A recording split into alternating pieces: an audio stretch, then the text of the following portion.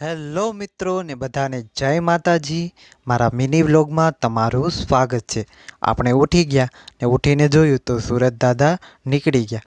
ત્યાં તો તમારો ભાઈ દોડવા ભાગ્યો, એટલું દોડ્યો કે કૂતરું પાછળ દોડ્યું ન હોય। ત્યાં તો સામે કૂતરો પણ દેખાયો। આ શું વાવ? પણ વાવમાં તો પાણી નથી, આમાં પડીએ તો ઝાટિયા વિના થાય, એના કરતાં અહીંથી ભગાય।